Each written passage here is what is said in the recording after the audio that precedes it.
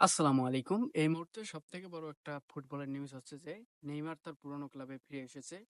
Neymar তার সেই শৈশব, কৈশোরের ক্লাবে ফিরে এসেছে। নেইমার সান্তোসে ফিরে এসেছে। আল হিলাল থেকে নেইমারের সান্তোসে ফিরে যাওয়াটা আসলে খুবই অবাক করা বিষয় নয়। কেননা নেইমার যে ক্লাবে লালিত পালিত হয়েছে, যেখান থেকে তার শুরু, যে ক্লাবে তার প্রশিক্ষণ, যে ক্লাব থেকে তার আজকের এই নেইমার হওয়া, নেইমার সেই ক্লাবেই ফিরে গিয়েছে।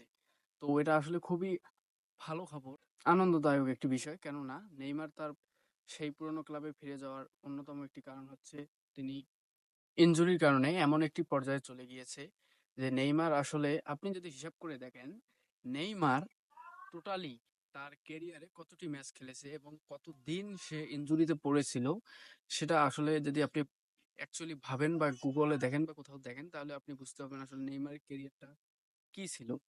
নেইমার হয়তো তার ব্রাজিলের সেই একটা যে পুরনো একটা অভ্যাস আছে, সেখান থেকে বেরিয়ে আসতে পারেনি। কেননা ব্রাজিলের থেকে ব্রাজিল থেকে যত খেলোয়াড়ই বের হয়েছে, সে বেশি দিন আসলে তার রাজত্ব করতে পারেনি, তার আধিপত্য বেশি দিন টিকিয়ে রাখতে পারেনি। কেননা এই ব্রাজিল থেকে এর আগেও আমরা দেখেছি অনেক বড় বড় তারকা বেশি দিন আসলে আহ, টিকে থাকতে পারেনি এই ফুটবল জগতে। যদিও তারা যতদিনই ছিল ফুটবলকে রাজত্ব করতো, ফুটবলে তারা রাজত্ব করতো, ফুটবল তাদের দাসত্ব করতো। কেননা নেইমার ড্রিবলিং এর দিক থেকে এমন একটি পর্যায়ে নিয়ে গিয়েছিল ফুটবলকে, আসলে সে সময়ে তিনি যখন বার্সেলোনায় খেলতেন, সে সময় আসলে তার মতো ড্রিবলিং করার মেসিও ছিল না, বা রোনালদো ছিল না, বা অন্যান্য প্লেয়ার যারা ছিল তারাও ছিল না।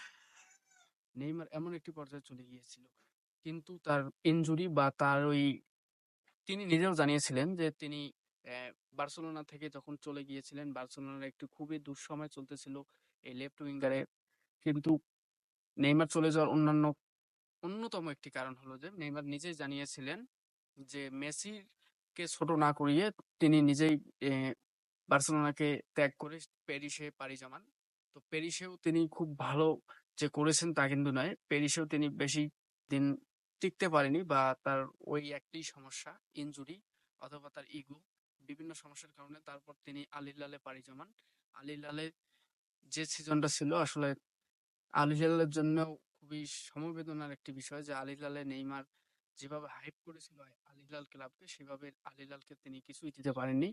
আল হিলালেও তিনি ইনজুরিতেই আল হিলাল সময়টা পার করে দিলেন। আল হিলালে তেমন কোনো নেইমারের ক্যারিয়ারের ম্যাচ নেই, কিন্তু ঘুরে আবার যে এই যে সান্তোসের মধ্যে যে সে শৈশবে আধিপত্য করতো, সেই সান্তোসেই সে শেষ সময় হয়তো ফিরে আসলো।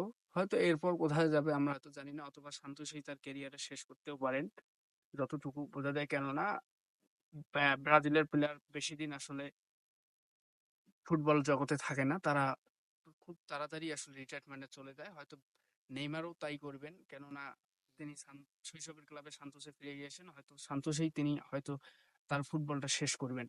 তো এই যে নেইমার যে চলে গেল, এটা আসলে খুবই একটি ভালো বিষয়, এবং তার পারিশ্রমিকের বিষয় যেটা আসলে খুব অন্য দিক থেকে যদি ধরেন যে পারিশ্রমিক কিরকম নিচ্ছে, আসলে অন্যান্য ক্লাবের তুলনায় বা আল হিলালের তুলনায় খুবই সামান্য পারিশ্রমিক নিচ্ছে। তিনি তার পারিশ্রমিক থেকে অর্ধেক কমিয়ে দিয়ে যা হয় সেটাই নিবেন হয়তো, এরকম একটি গণমাধ্যমে জানিয়েছেন তিনি।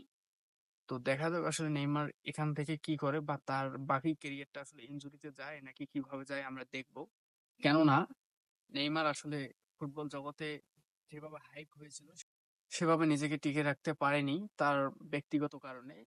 এটা আসলে খুবই দুঃখজনক বিষয় যে তার মতো হয়তো কোনো প্লেয়ার এত লং সময় বা এত ইনজুরিতে থাকেনি কখনো। নেইমারই প্রথম প্লেয়ার যে এত ইনজুরির মধ্যে ছিল, এত বড় মাপের প্লেয়ার হয়েও হয়তো তার কোনো অ্যাওয়ার্ড নেই, বা তার কোনো নিজের কোনো বড়সড় কোনো আহ, অর্জন নেই, কিন্তু তারপরও তার যে একটা বড় একটা হাইপ, এই যে ফ্যান বেজ, মেসি রোনালদো, তারপর অবশ্যই নেইমারের নাম আসে এই প্রজন্মে। তো আসলে নেইমারের জন্য আমি শুভকামনা জানাবো, সান্তোসে যেন তিনি তার ক্যারিয়ার খুব সুন্দরভাবে ডেভেলপ করতে পারে। ধন্যবাদ।